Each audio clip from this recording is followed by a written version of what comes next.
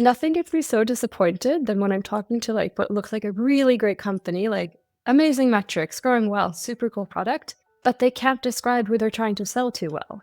Because if you don't know who you're selling to, you actually don't know why you're growing as well. The one that understands why they're growing well and who they should contact to grow faster in the future, that's the one I want to back because they've thought through the basics, and that's going to give me conviction that they're going to be able to continue on that path. And as the market shifts, they will have the ability to recognize how they might also want to shift with respect to that. This was their finest hour. Tear down this wall.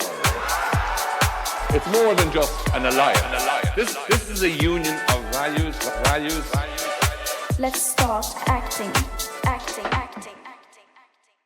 This show is not investment advice, and the hosts of this episode may be invested in the funds and companies featured. All right, everyone, welcome back to the European VC podcast. Today we have Ingrid with us, and Ingrid is an investor at Ox. For those that don't know Ox perfectly well, and maybe even less so about yourself, tell us everything we need to know. Everything we need to know. Well, I'll try to be a little more brief than that. But first of all, thank you for having me, Andreas. I'm super excited to be here. So Ox, we're a specialist B2B SaaS investor based out of London and Stockholm, investing across Europe. We back companies at roughly Series A and Series B stage, but what we're really looking for is companies that have passed the product market fit gauntlet and are approaching what we would call go-to-market fit. That is, they're starting to repeatedly understand which customers to acquire, how to find them, how to close them, how to retain them, and how to upsell them. Overall, I'd say the firm, we take a relatively boutique approach, and we back... What does that mean in terms of stage? That means normally Series A like? Yeah, so late Series A or more typically Series B, the stages that we'll be investing at. Beautiful. Just wanted to pinpoint that. No, for sure. For listeners, though, it's important to get it precise, for sure. Many always like to say, well, it's not like just the letter in the alphabet that we invest. It's more these. But then in the end, it is nice to have the nomenclature. I mean, the way now we're going off topic. You don't define your own positioning. Your positioning usually needs to fit in about 2 to 3 words. So that's why, for sure. But I'd say the other thing that's relevant to know about the firm is that we're relatively boutique. So we back compared to the few companies per fund. So that leads to a pretty high conviction approach. But then you get the privilege of really getting to time to support each company in the portfolio very individually. If you just give us the stats, fund size and portfolio size then. So we're currently investing from our second fund, a $190 million vehicle. And then we will be backing about 12 companies in this fund. So compared to other investors who would look at this stage, that's on the slightly lower side. Yeah, because naturally the portfolio is a bit smaller when you're in the later stages. For sure. Okay, there's a bunch I would want to ask you because I want to do a series on the later stages and the importance of understanding the different mechanics in the public market, but let's save that for another day. Right. But I want to do that a little more because we haven't covered public markets at all in the podcast, so that's coming up. But what about Ingrid? What do we need to know? Yeah, sure. So Ingrid has now been an investor for about 4.5 years. But before that, and in some ways, what I can still identify with quite a lot is that I used to build companies. So my background prior to Ox was spent on the startup side as an operator. Immediately prior to Ox, I was the first marketing and growth hire at a deep tech SaaS enterprise company in the computer vision space based out of Stockholm. Was with them from seed to Series A. So basically did the 0 to 1 step of go-to-market. And before that, I worked with growth and pricing at BlaBlaCar, based out of Paris for several years. And during that phase, that was the internationalization, hyperscale growth phase. So I got the true privilege of getting to see companies from the inside growing quickly at various stages. And the fact that essentially it's never perfect. It's just a matter of how much controlled chaos are you able to handle. What's been the biggest difference, do you think, for you in going from operations to investing? I mean, they're completely different fields to begin with. Even if I think it's getting more and more common that as people don't stick into just one career path to shift from one role to the other, and especially with the growth of the European ecosystem that flywheel effects are creating, more angel investors are coming from the entrepreneurial side, for example. It's definitely 2 different career paths. And so the shift itself was one of mindset, actually, I think, too, in how you're thinking about it. from a more day-to-day approach, obviously, the feedback cycles get longer and there's a much more individualistic role of being an investor compared with a team where you're actually in the trenches and working towards a short-term goal, but perhaps in a project with 10 different people on a weekly basis. So there's a difference in sort of how you're actually spending your days as well. Do you find that the value of having been an operator really translates as good into being an investor as you would think, or not as much? And I think it's obviously a nuanced question. The area where it translates the most, obviously, in my mind, and that's sort of built in, is that being a good investor is based on trust and empathy, right? So all great investors, truly regardless of background, they're going to be very skilled in inspiring trust and empathy with the entrepreneurs they get the privilege to back. And so obviously it's an advantage if you are able to build trust and empathy from basically saying, I can relate to exactly the problems you have today because I've been there myself. That just makes it easier. Similarly, I think from a very pragmatic point of view, it's kind of like having a bit of an X-ray lens. Like you get the deck from a company, you see the financial plan, you speak to the CEO, but you're able to quite quickly see, because of this, therefore I think this is going on underneath the surface. And that is something that otherwise you have to build up over years of experience as an investor, where obviously the two things differ quite a bit is that as an operator, you don't have to have the financial lens in the business. So you're not thinking about the returns of this investment. And that's something that is that mindset shift. A good company for your fund is very different than a good company from an operator point of view or just in general.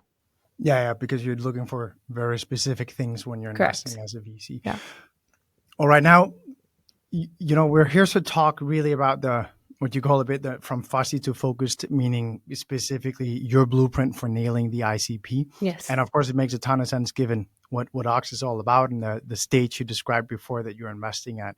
So it makes a ton of sense that this is where you're passionate and also where Ox is developing thought leadership. But maybe let's start just, to understand why is it that ICP is dear to your heart?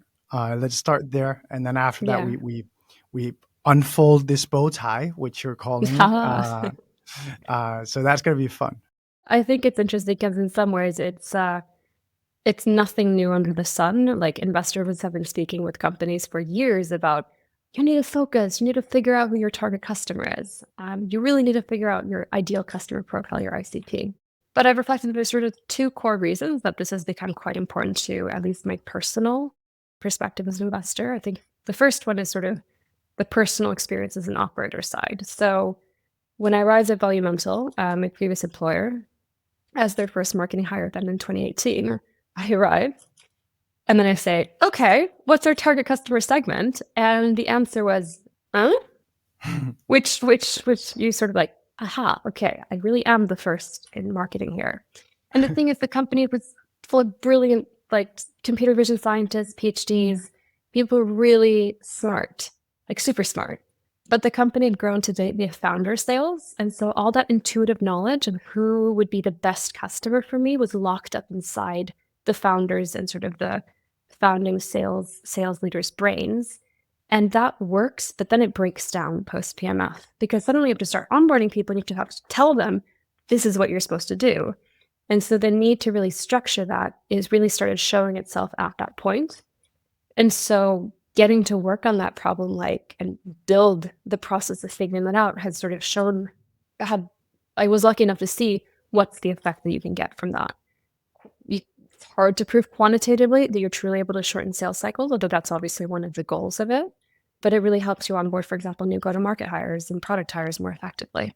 So that's sort of the personal view. But then if I put on the sort of investor lens of the past several years, nothing gets me so disappointed than when I'm talking to like what looks like a really great company, like amazing metrics, growing well, super cool product, but they can't describe who they're trying to sell to well. Because if you don't know who you're selling to, you actually don't know why you're growing as well. And so it's not that it's a sort of, is this the 10th tick box of like, check, they have this as well.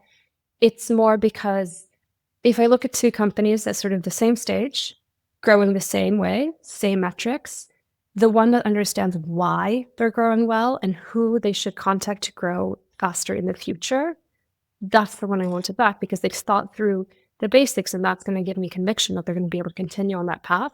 And as the market shifts, they will have the ability to recognize how they might also want to shift in with respect to that.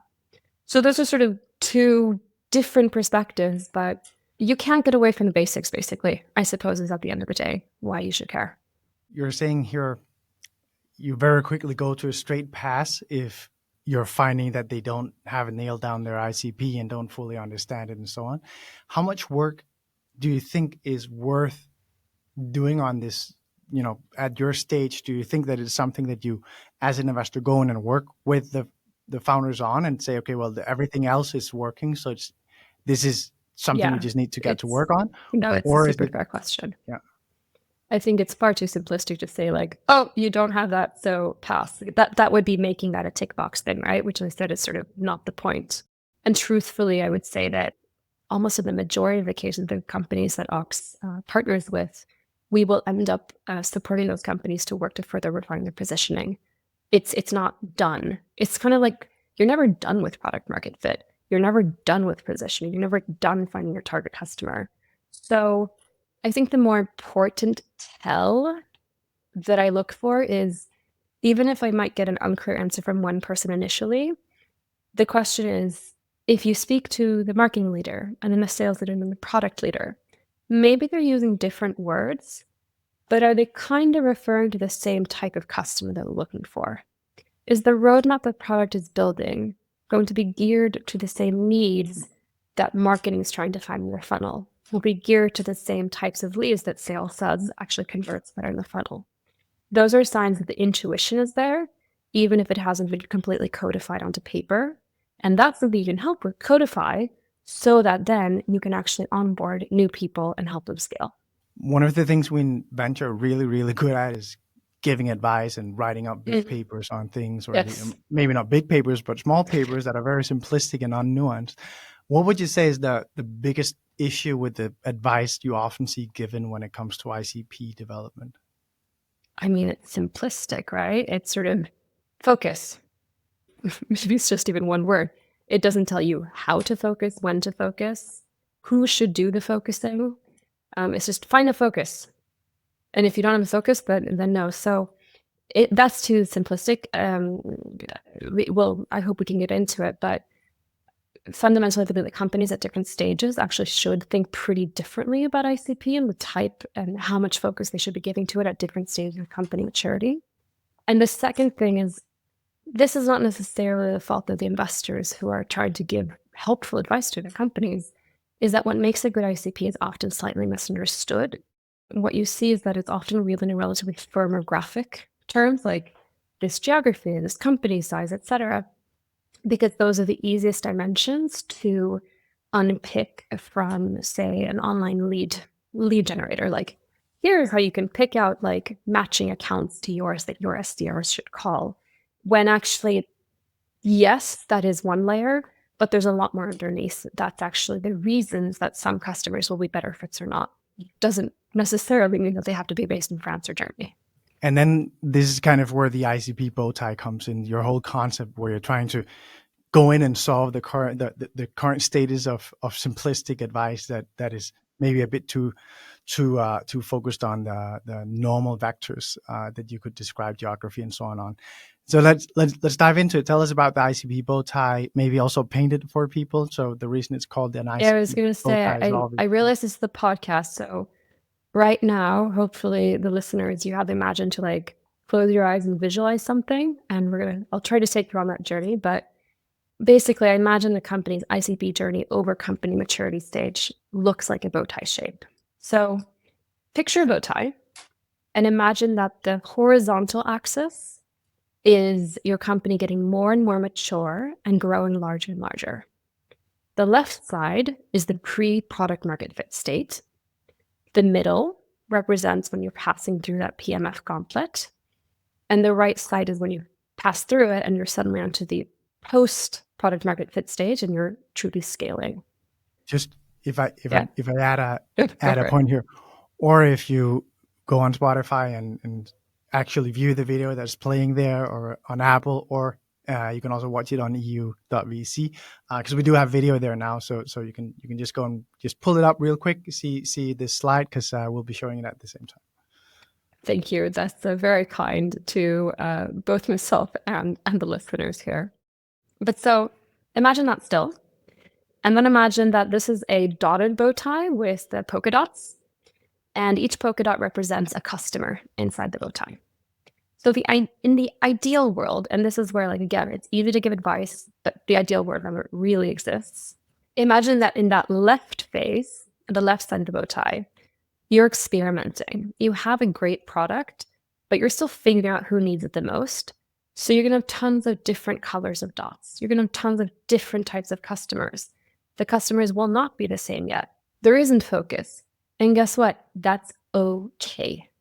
Because you have to learn. If you don't try different types, you won't know what works the best. But then as you pass through that PMF phase, the center of the bow tie, you have to flip that thinking around. You've now figured out who needs your product the most, who will use it the most, who will love it. And you need to double down on going after these and start coaching the team to say no to other customers. So when you're sort of passing through that, all of the dots, those customers being represented, should look the same. They should start being very similar in their characteristics. And basically, the whole company, marketing, sales, products, shifts to trying to focus their efforts towards that one type. What are the characteristics? Because here you say they should all be similar in their characteristics. What characteristics? Because it's not necessarily geo, gender, age. Yeah, but not gender for sure. But for sure, the firmographics still do matter, right? Like geography matters, often company size matters, revenue stage of that company matters. But the additional factors that are actually super interesting could be what the tech stack is. Is this a company with a very mature existing tech stack and you're going to fit in as one piece of this? Are you selling better to companies that all have a certain type of ERP or CRM because you fit well with that? What type of integrations might they have? So that's sort of a tech stack question. Another thing that can very well differentiate customers is, are they the more or less digitally advanced within their industry? That's going to change how they make purchase decisions. Perhaps the team that you're selling into could be looking different. It could be a team with a high degree of specialization within the team, and your particular product fits super well with a certain type of specialist. That might mean that even if another company has a very similar team, if they're all generalists, maybe they won't like your tool as much, and they're going to need a all-in-one tool instead. Those are sort of three examples of the sorts of things which is, we're not talking, these are characteristics that are easily determined from the outside. Some of these will only be able to be covered as they're going through a sales process, but they're going to be the leading indicators that actually would lead a sales team member to dig deeper and will be likelier to convert into customers. Now let's switch to the right side of the bow tie where the funnel starts to grow again, so to say. Tell us about that. Initially, again, ideal world, you're going to really have that one type of best fit customer. I think that's really what you're going to grow your customer base with. But as the company matures, eventually a company does earn the right to add additional customer segments on top. Let's say, for example, that you discovered that your particular product could fit in both the financial services and professional services industry back in the pre-PMF phase, but you ended up having to choose one for focus.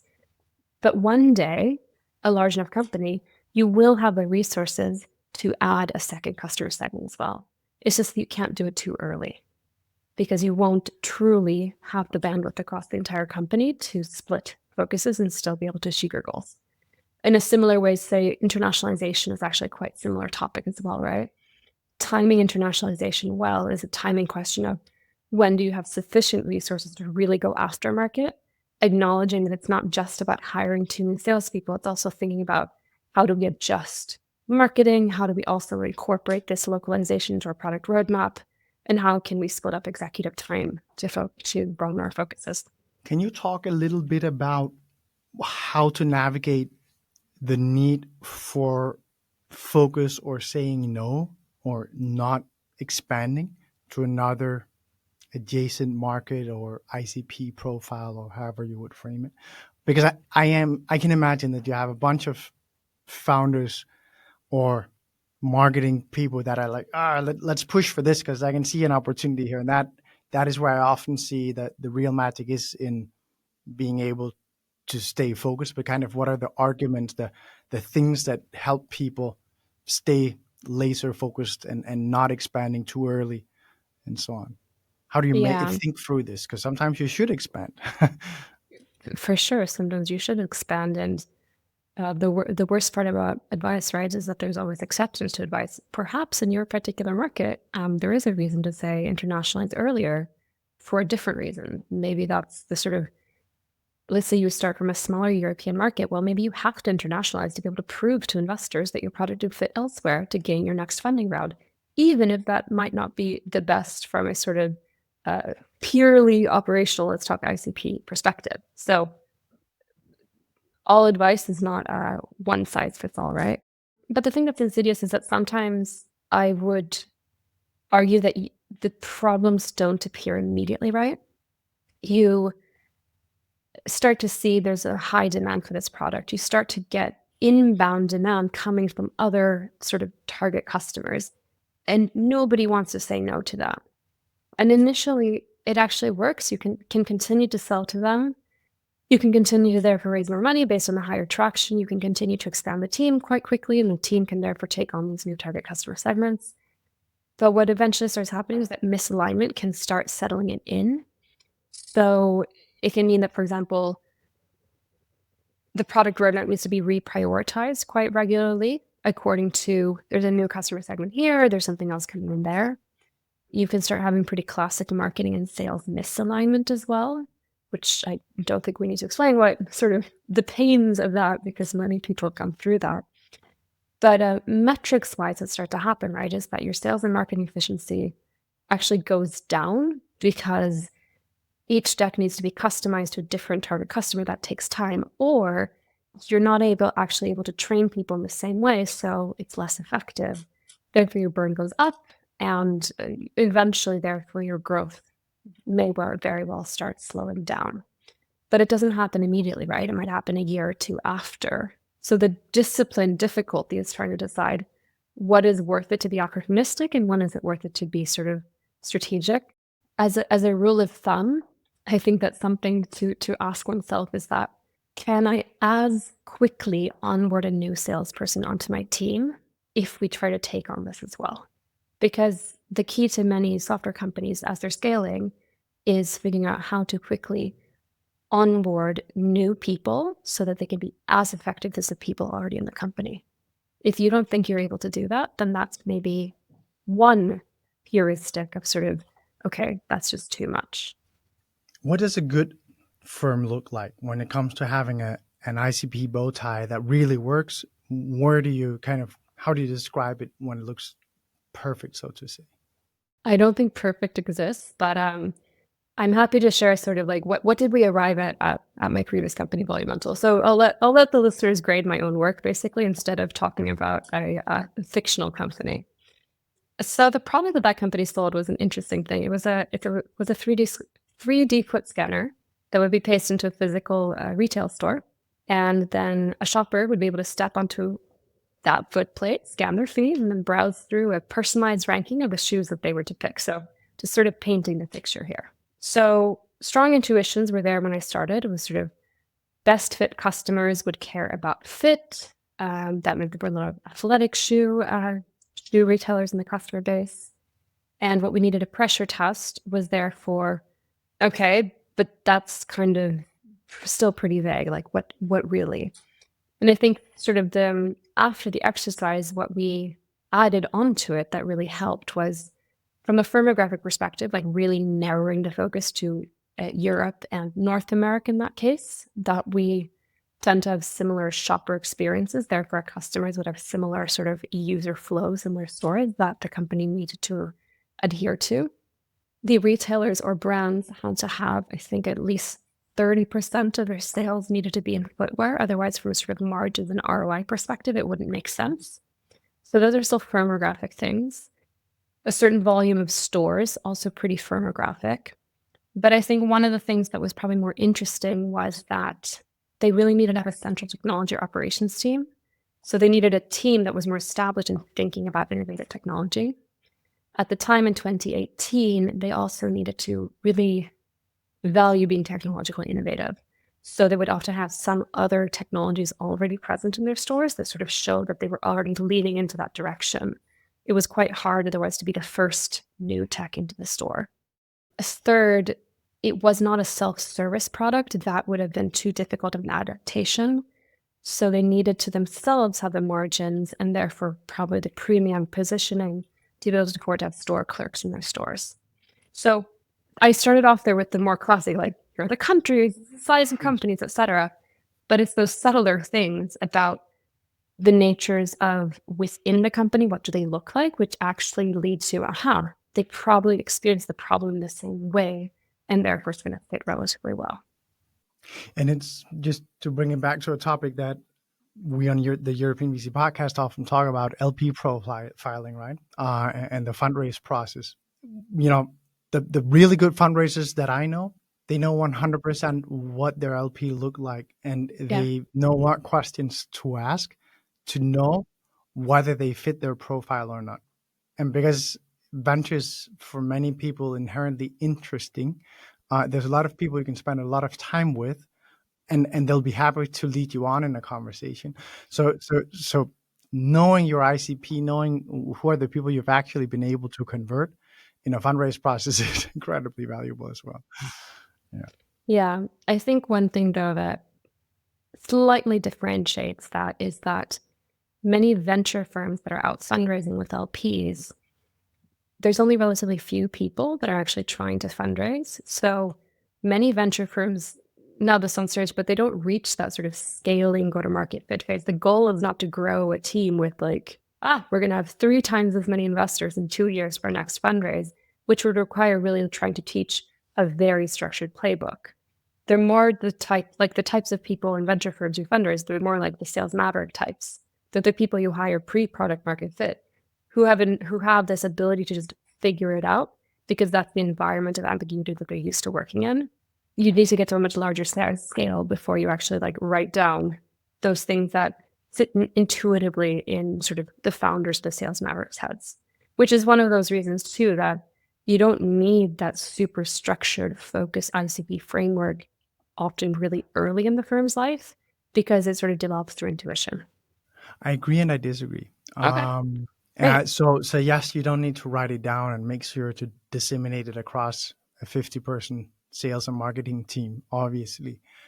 But where I disagree a little bit, or at least where I see a lot of emerging managers spending worthless time or valuable time on worthless tasks, is trying to get money from someone where it's not a fit.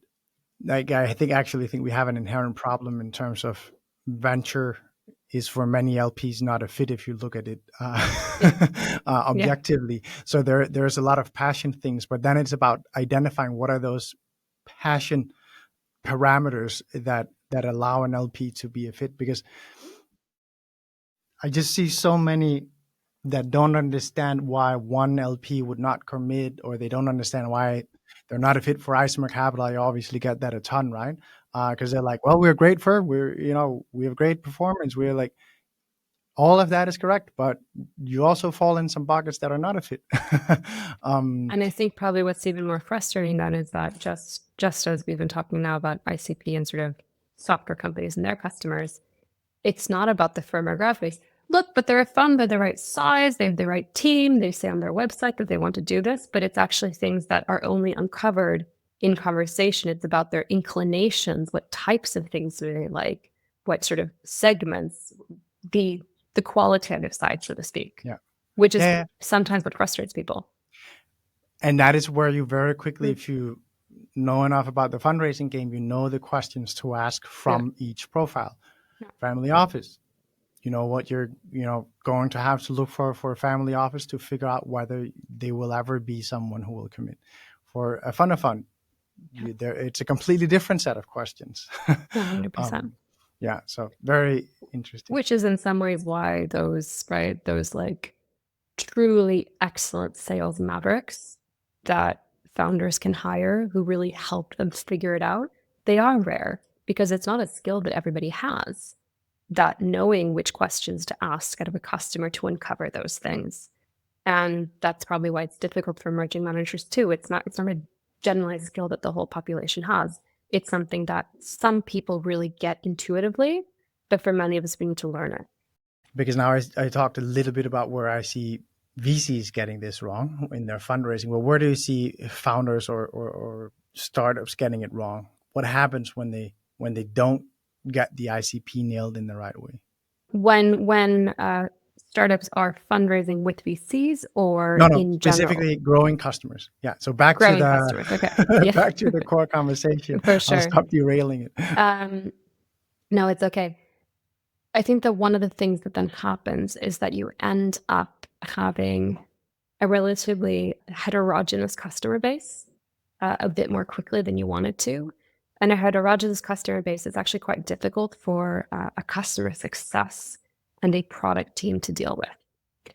From a customer success point of view, you know that as you're coming up to renewal for those customers, you need to figure out how they've been satisfied. And they're probably going to have some requests on, oh, but actually we would need this product feature to really be able to bring this to the next level. If you have too many different types of customers, those requests will also be heterogeneous, and you're not going to be able to really serve them well with your product roadmap.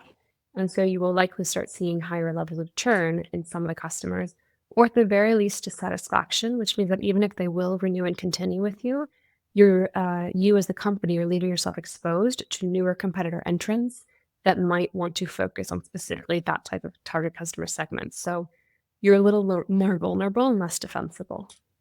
I also think you have a point, because we've spoken about this before, of course, about the troubles of spreading yourself too thin. Mm-hmm. Yeah, exactly.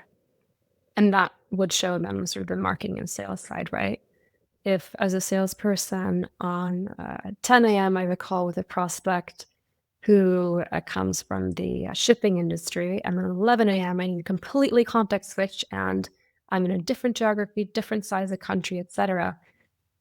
That context switching is difficult because the types of questions I'm going to ask those two different customers would be different as well, for example. So less of the learnings you would get from one sales process will be applicable to another. That's obviously a micro example, but it's still representative of spreading yourself too thin.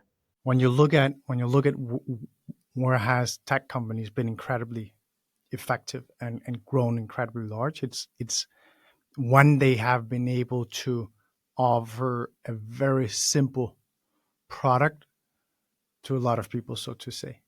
And it sounds obviously, but it's been such a confounding thing for me how you take some of the learnings that we have in tech and bring over to the other industries, so to say. The like I worked for a time with a wine and spirits importer that would then have both. They would both have restaurants and direct retail, and they would have stores, and they would have a website, right?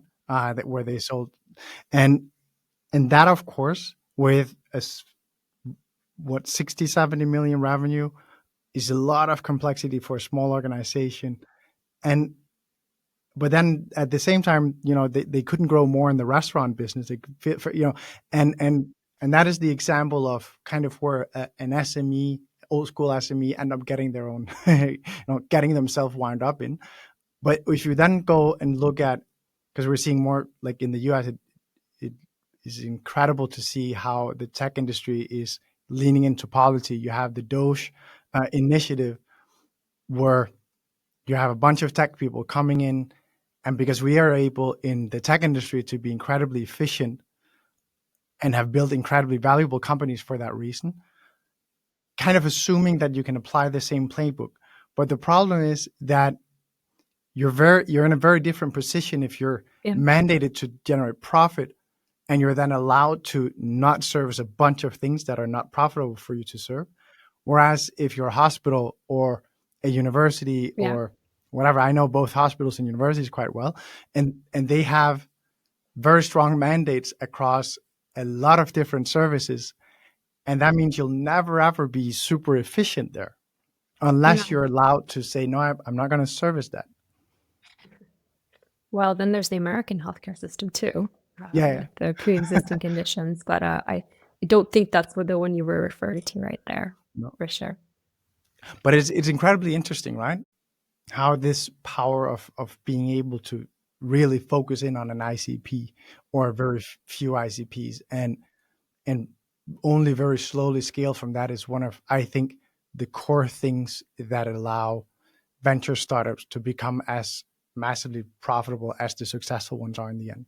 And I think it's one of those things too, where like if you're a new company, you're going to look at the giants in your field, but they're like years beyond that, right? Of course, they've already earned the right to get to like run all of these different plays to different customers, and it's you can take a lot of learnings from larger companies, but you can't take all of them, right? There will still be a lot of dynamism in how companies think around ICPs and how they discover them, how they work with them. If you think about the sort of, we speak a lot with the era of generative AI, right? About how, well, it's going to be quicker to develop new technology in-house and to develop products. Well, on the sales side, it will be easier to personalize sales decks as well, right? So to some extent, I think the experimentation and iteration cycles of ICP experimentation should be able to increase, which will be really helpful for companies because they will be able to test more different customers for fit, and perhaps even be able to test that if we were to develop this product feature, would this be a benign competitive segment to move into? So I don't think sort of everything is done and said forevermore and set in stone on this topic. It's going to be really interesting to see how this develops over the next several years as well, as companies are really able to focus on more internal operational efficiency. Maybe just let me ask you one thing, because product-led growth companies can be quite different from many others. How does this framework fit on those? As I was sort of like thinking about this, it's sort of been in some ways I can see it's an exception to the rule. If you have a website and anyone is allowed to sign up, swipe a credit card and start paying you, can you really demand their focus, or do you just not let them pay you? No, of course you're not going to do that. I think one tell still is how opinionated your marketing team allows themselves to be and the position in there for the messaging that they put on the website. If people still buy, fine, but you are still putting down a flag and saying, this is the type of customer we think is the best fit. And that should ideally be match well with the sales team, as it sort of develops over time within PLG companies, is likely to try to upsell to. Those are the companies that are least likely to churn, the highest likely to expand. And that still helps the company as a whole know where to focus their product roadmap, because it's going to be the accounts that will then eventually account for the largest share of revenue. As over time, that's sort of often what you see in PLG companies, is that the larger customers are actually the bulk of revenue and therefore sort of profit. And then the churnier SMB segment, in some ways, you can think of it almost as a distribution channel. It's the customers that you get to then upsell into more profitable clients. This was a bunch of theory. How do we put it into practice? I know.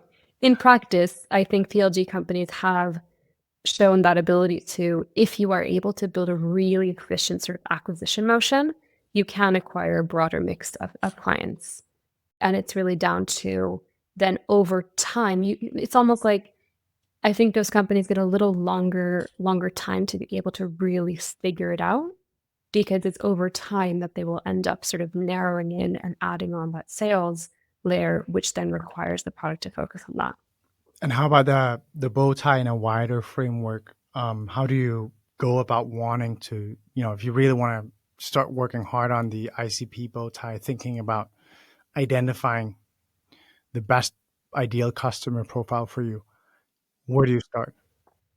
The reason to not start too early, right, is you want to have enough customers that you can actually figure out what they're doing. So ideally what you're doing is you start looking at customer renewal cohort data, seeing which are the customers that tend to upsell and churn. Well, the ones that churn are probably not going to be your fit, right? That's pretty obvious. The second thing is you start looking at the CRM data. So if your sales team has been diligent at tagging their leads with various factors, then you can start seeing which of these companies converted better or worse.